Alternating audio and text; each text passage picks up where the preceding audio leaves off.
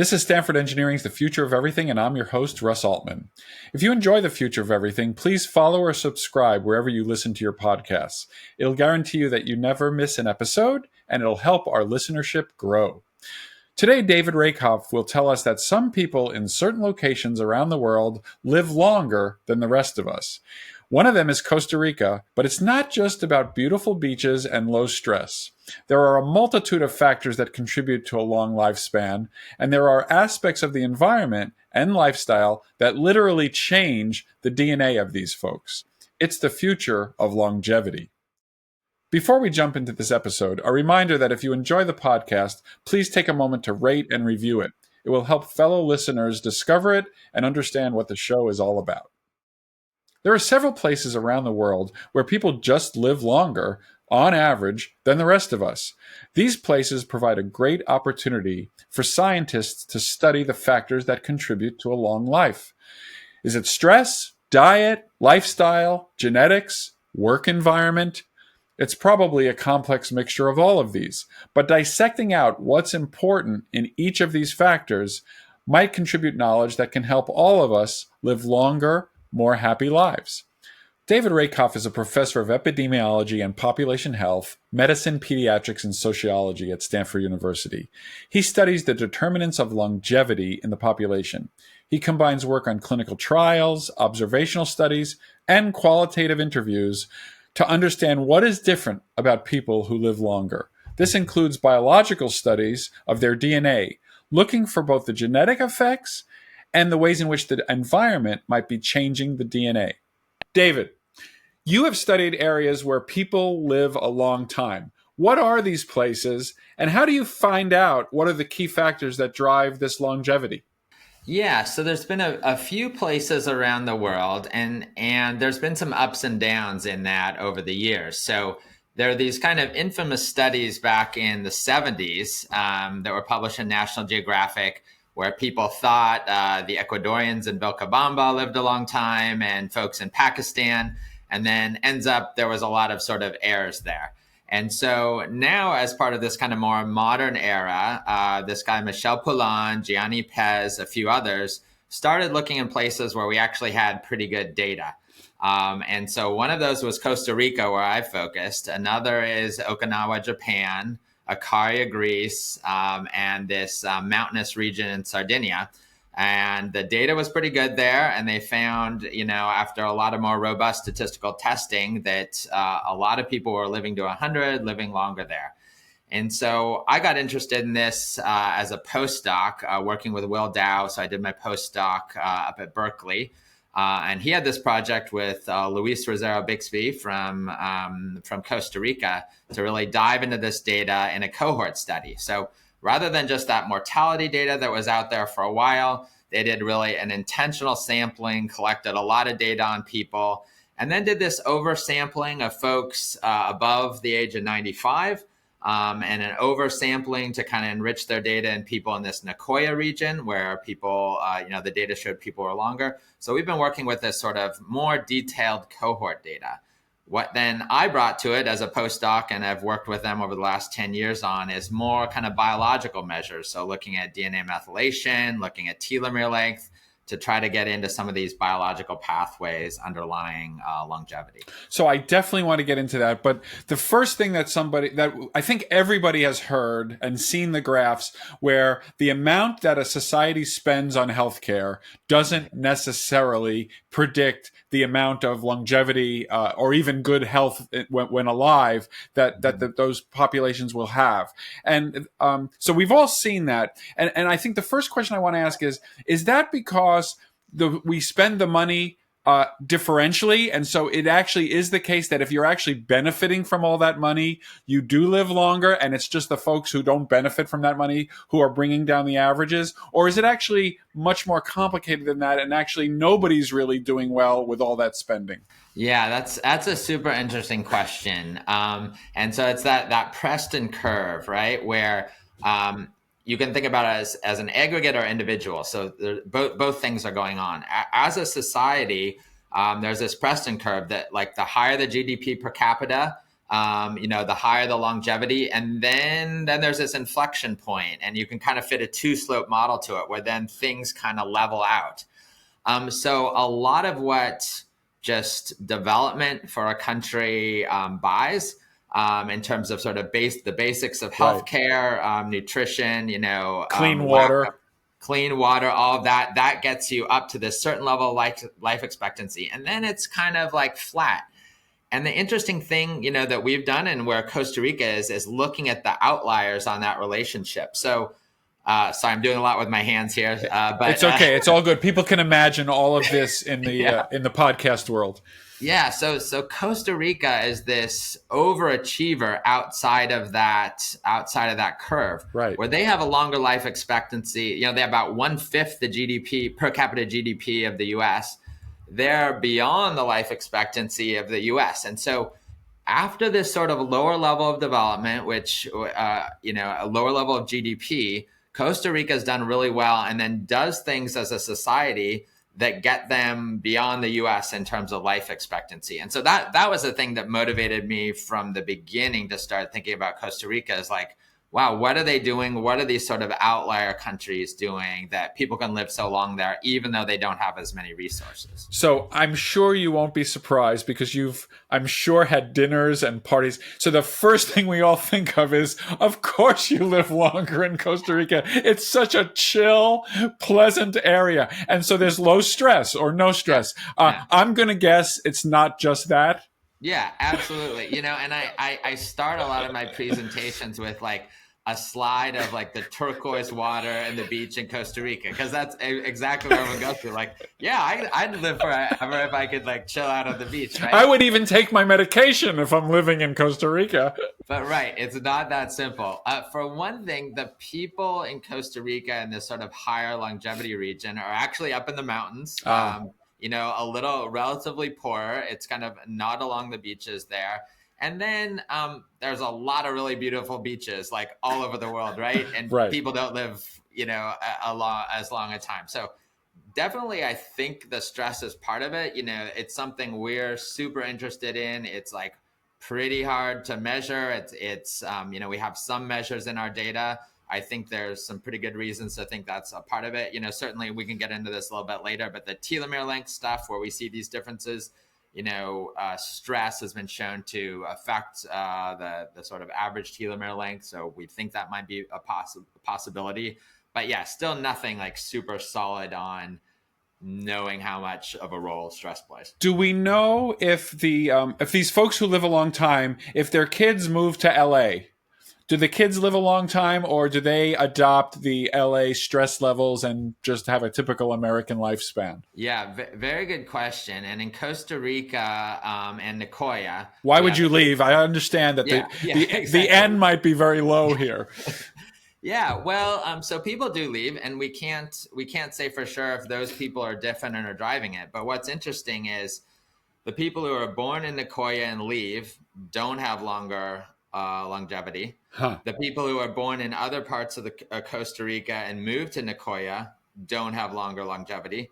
The people who are born there and stay there and die there have longer longevity. Wow. So that was this very interesting clue to us, and this is work done by Luis Rosero Bixby, that there's something about being there in early life through your whole life and that complete dose that matters. And these are these kind of clues to the complexity of the problem. Is it's not like this thing you're born with and it's just this magic thing and maybe your genotype, you get lucky with your genotype, or there's something about early life environment, but it's also not just something you're doing when you're 80 years old. So it's a combination of these things that come together to form that longevity.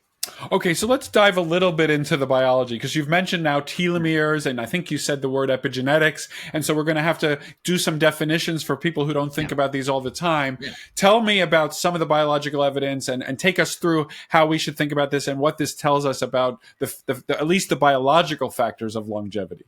Yeah. So it's, the reason I got interested in it is kind of twofold. One is just to add another dimension to the story of saying, like, there's always any type of data, there's pros and cons. And so the more times you have different types of data that are aligning to support a particular hypothesis, the better off you are. So if you can show some consistency with some of these pathways we know are associated with longevity, it just gives a stronger story. And then secondly, when you get to kind of really specifics with DNA methylation or even with telomere length, it can help support different exposures that we know have kind of a particular molecular signature. So it can kind of narrow down the possibilities as well. So the first thing we started looking at was telomere length, which is a sequence of nucleotides at the end of chromosomes that every time a cell divides becomes shorter. And we can assay for that overall population, that overall average. We wish we could look at, the technology was there at a population level to look at the exact length for different chromosomes. We don't have that yet. It's just sort of too expensive to do at scale. So we look at these averages, but it gives us, some idea of, the overall turnover in cells and the differences in cell types associated with aging in the population. So we looked at that and we found, controlling for age, controlling for a lot of different demographics, that there was a longer telomere length in the high longevity Nicoya region. And so then we kind of interrogated and tried to explain why that might be. So that's fascinating. But you said that every time the cell divides, you lose a little bit of your telomere. So are we thinking that their cells are dividing less, or that for some reason when they divide, they take off a little bit less of a little chip of DNA from the ends? Yeah, that's a good question. So the thought is more the latter, that the cells are just dividing less. And in this case, we're using white cells from drawing blood. So it's particular types of cells. It's all tissue specific, and so a lot of what's going on there, we think, and then from some of the methylation work supporting this, is that there's been less exposure to sort of immune. Less needing to respond to immune sort of assaults on the system over the life course. So there's actually more naive CD8 T cells than memory T cells in these people that are living longer. And so this is something that's kind of giving us a few clues to, some potential differences over the life course that are there in Nicoya. That is fascinating, because as I think back on the areas of the world that you mentioned, and it's basically my next set of vacations as far as I can tell. These did seem to be relatively isolated places. It was the tops of hills, Sardinia, little locales in Sardinia. Yeah. And so that does suggest, we always have to remember that humans and really all beings on Earth, this infectious disease has been a huge contributor to evolution. Mm-hmm. And we see marks in the genome all the time for things that have been developed in order to fight infection. So it sounds like one of the possibilities here is that they have had less of an assault because of a relatively privileged, not so diseased, infectious disease life. Is that one of the competing hypotheses? Yeah, exactly. That's one of the hypotheses, and this kind of interesting perhaps sweet spot of just the right amount of exposures in childhood as you're developing. And then obviously with better sanitation and, better medications in older ages, then also not having some of those exposures there. So absolutely one of the kind of primary things we're digging into. And I'm sure the other thing that people just the regular person would think of is diet. So how do those diets line up across all of those locations, or is it all over the map? So a little bit of both. The dietary data that I've worked with, the one main thing is, there's not a lot of fast food in these places, right? Or the kind of or sugar sweetened beverages and all the stuff we know to be or have pretty good evidence that are not good for our health. Those are just not in those areas at all. But of course, there's a lot of places around the globe where people don't have access to that in developing countries. So it's not sort of the whole explanation. So it's this kind of combination of some aspects of more traditional diet without this transition to sort of the Western diet. I mean, the interesting thing, and, dietary data is so difficult to collect. It's really difficult to get accurate dietary data. And when we were looking at what explained the differences in telomere length, we didn't see dietary differences. We were looking at kind of the consequences of that. We were looking at, blood pressure. We're looking at cholesterol levels. like we didn't see those being really different between Nicoya and the rest of Costa Rica. So we Huh. kind of didn't find that evidence, but at the same time, it's really difficult to accurately measure diet. So it might have just been kind of measurement error. So the other biological thing that you've mentioned a couple times is this methylation. So could you just first describe why it's of interest and what its biological role is, and then maybe a little bit about the differences that you see there? Yeah. Yeah, so this is kind of ongoing work. We've started with a pretty small pilot sample size. We've gotten that sample size bigger, and now we have kind of a replication sample to try to replicate that. So just kind of caveat these as speculative. But what DNA methylation is modifications to the genome that can develop over the lifetime that are like fairly stable, but also can change over time. They can be determined by genotype. They can also be determined by environmental exposures. And they affect gene expression that eventually becomes proteins, which then can contribute to physiological differences, including disease. And so it's this kind of interesting sweet spot where the environment can affect humans in a relatively stable way in ways that may affect their health. So this is where we got some of these. The other thing about it is part of what makes all our cells really different in the body is the methylation that surrounds them. So there's these really canonical differences in DNA methylation by cell type. So that's where actually we could get into some of those details about the CD8 naive cells versus CD8 memory cells because we have these DNA methylation signature and we could see that differ. One of the things we found in Costa Rica with this, the other thing is there's some canonical changes with age in DNA methylation. And we saw that a lot of these folks, like the centenarians, looked like 13 years biologically younger based on some of these aging metrics.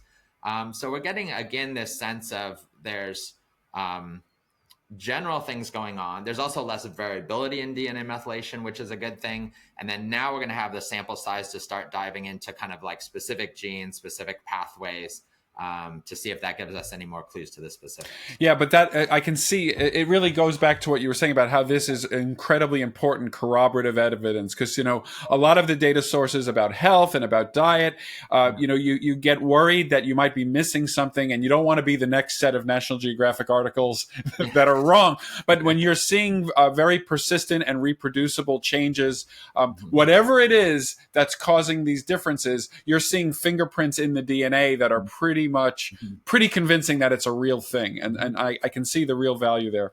This is The Future of Everything with Russ Altman. More with David Rehkopf next. Welcome back to The Future of Everything. I'm Russ Altman, and I'm speaking with David Rehkopf from Stanford University. In the last segment, we explored our current understanding of the differences between folks who live longer than average and the rest of us. In this segment, we will discuss the impact of government policies and corporate practices on health. Do the conditions of the place you work actually affect your lifespan? Yes, they do. David, I want to ask you about these more macroscopic things that you've looked at, like the impact of corporate decisions or the impact of the government. Is there evidence that these kinds of decisions affect longevity? Yeah, that's one of the big questions I had. And, so what can we learn from other places, but what do we have evidence for here? And I think one of the things I've confronted is like lots of people think, economic factors matter. They believe they're important. But then there's kind of these two barriers. One is like, well, that's never going to change. We are how we are as a society. And then secondly, like, well, how do you even study that? You can't do a randomized trial, right? So I've been kind of trying to confront those two objections. Yeah. So on the first, we're actually doing things. I mean, you pick up the paper, you pick up the New York Times, I can find like 5 ways we're really changing social determinants of health like every day. And so one of them that I've studied a lot is the earned income tax credit. So this was a policy that started back in the 80s. It was actually in the 70s. It was expanded over time. And it's now one of our largest anti-poverty policies. So what I look at is temporal changes in that, changes in benefit structure. Sometimes one state will implement it and another state won't. And we do some kind of statistical matching of those states. And so we try to triangulate around a lot of different kind of evidence. So a lot of the strongest evidence that me and other colleagues have found is for actually reducing the number of low birth weight kids. we found it reduced maternal smoking. And so that's one of these things that, getting people When you say smoking. it, when you Yeah, say it, you mean the earned. yeah, You found evidence that the earned yeah, income credit, yeah. and was it a correlation, or did you actually get enough information that you could actually start to draw causal connections? Yeah, that's what we've tried to do. So as you know, drawing those causal, you're never 100% certain. I think about like, I actually really wish papers would say on a scale of 0 to 100, this is how causal we think it is, and like other people could vote on it. So I on that scale, I'd say it's on scale of 0 to 100, it's like 70. Okay, In so terms of pretty how causal. good, pretty good. Yeah, yeah. So I think it's pretty good. And exactly, and we did that by looking, matching states, controlling for like a big vector of covariates about how we think those states were different in other ways, and then looked at after that the credit was implemented. And so households will get up to $2,000 or $3,000 back. Households that are making like 15, 18, $20,000 a year, so it's like a really big difference. Right. And we found that there were improvements in those perinatal outcomes for women who were pregnant during that time, and part of that was through reduced smoking. Wow. Okay, so there is an example of a governmental decision that you Yeah. can pretty much draw a straight line to the outcomes. Just out of curiosity, are you able to actually find out what they did with the money, or is that? I mean, that sounds like it would be super hard to do. But it's $2,000 or $3,000 extra dollars, and maybe Yeah. it almost doesn't matter. Like maybe whatever set of decisions they made, they were healthier decisions. Yeah, so that and it's really interesting because that was something that was debated in the field. There were a number of studies looking at what was called this like check effects, and like sometimes when people got check effect, there were more admissions to the ER for sort of like accidents and things. And so I think it's really important to think about specific policies like the EITC and who they benefit, and they benefit more single female headed households, and so those allocation decisions are going to be different. So we actually did a study on that. There's sort of consumption data, and a lot of people, what we found was really interesting is it's kind of forced savings. When you're right at the edge of poverty, there's no way you can save money, but you get this as a bundle of like $2,000, right? And so a lot of people used it for like car repairs, to buy a car, for transportation, to pay off debt, to pay bills. And so a lot of that is, you could imagine, really stress reducing, and that you have all these burdens, you couldn't save up enough money for these things, but the EITC like helped you do that. So that's amazing. So I'm glad I asked that question, because you actually do know to some extent how that money was spent, and it kind of makes sense. I'm very interested in this. You made a quick comment that women head of households benefited more from the credit. So I don't know anything more to say about that. It seems fraught. So yeah, no, thanks for giving me a chance to explore that. Yet I think like the main comparison I was making is like a lot of these sort of negative, more damaging effects of income, or actually studies that were done looking at like single men, they get their paycheck, there were more sort of admissions to the like ER. So I'm thinking of these sort of Alaska credit studies. So for the EITC, most of those credits, so most of the credits are going to single parent headed households with kids. So you have to have kids to get the biggest credit. Right. And we saw really beneficial effects on health, like across the board.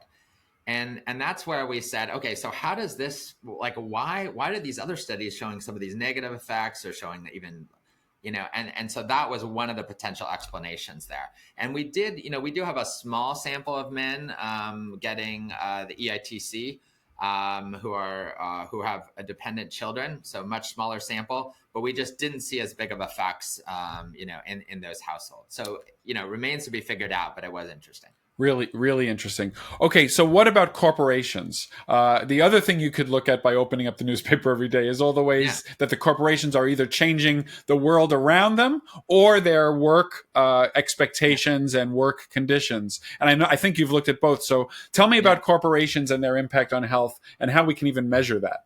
Yeah, I think, there's so much literature on, government policy, public policy, social policy, that I don't really want to leave out corporations and the places people work. They have a huge impact on our lives. We spend a lot of our time working, a lot of stress when you're not working and you're laid off.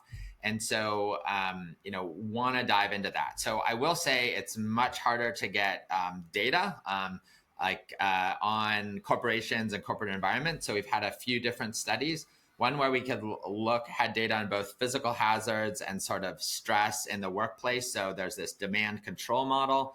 So how much autonomy do you have over your work versus how much is someone telling you what to do? There seems to be this kind of sweet spot there where people can be are healthier. And all of these things that we look at, have a much bigger impact than sort of some of the wellness programs that companies have introduced. So I'm not saying the wellness programs aren't a good idea, but just the structure of work, the latitude people have, the amount of stress seems to really matter for health longer term. Oh, that's interesting. So the investment in the work and the general work environment is actually more cost effective, or could be more cost effective for health than the special purpose programs for the employees to do more exercise or whatever.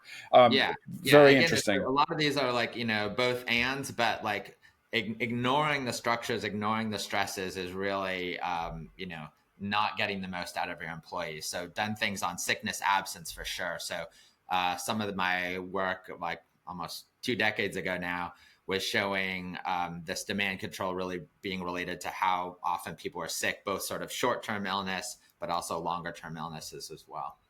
So I don't know if this is within your academic interest, but do corporations listen to this? And do you see, is there a business to be made helping them rethink how they set up the work environments for their employees, or is that kind of not your job? No, it is. I think I've increasingly been trying to look at outcomes that would be of interest to corporations. So that sickness absence is an example. Not just okay, do you die at age 95 or 96? Maybe a company isn't selfishly going to care about that. But do you have more, cold and flu and, on the short term, which is definitely going to affect productivity. And so, I'd say there's other folks here at Stanford, Nick Bloom, other people who are doing a lot more in this area and really trying to frame it in ways that would be of interest to companies. But from my perspective, at least telling that story about health, I think is, adds to those arguments. And this is unfair, but that doesn't mean I can't ask it. We just came out of a period where the work at home and the work at work world is turned upside down, and it's not clear where we're going to land. But is there any early work or any hypotheses you have about how the new way of working, I'll just call it that, with a mixture of work at home, hybrid is the word. Is that going to be a good thing, bad thing, and or do you think we're not even going to be able to study it because it was just not long enough in the lives of the people who were affected? I think that we will be able to study it. Again, getting to the causal question, it's going to be really different causally. Because companies that, gave employees more flexibility, there's just really different people working there. Right. But I do think there may be some wedges that we can get where there were things that were a little more idiosyncratic about corporate decisions on who could work at home, who couldn't, those sort of the hybrids. And, with some statistical matching, looking at for some kind of, natural experiments. I think absolutely that's something that we should be investigating. I mean, it's such a huge part of our lives, whether we have that independence to be at home, how well we're connected with other people, that it's going to be worth our efforts to try to dive into that. Well, we'll have to have you back on the show in 60 years to see what was the death outcomes of the workforce from the pandemic. Well, I'm hoping, yeah. Thanks to David Rehkopf. That was the future of longevity. If you enjoy the podcast, please consider subscribing or following it so you'll receive news of new episodes and never be surprised by the future of anything. Maybe tell your friends about the podcast too, and definitely rate and review it on your favorite app. We have more than 200 episodes in the back catalog, might be pushing 250, and you should check those out for some good stuff. You can connect with me on Twitter at @RBAltman, on Threads at Russ B. Altman, and you can connect with Stanford Engineering at Stanford ENG.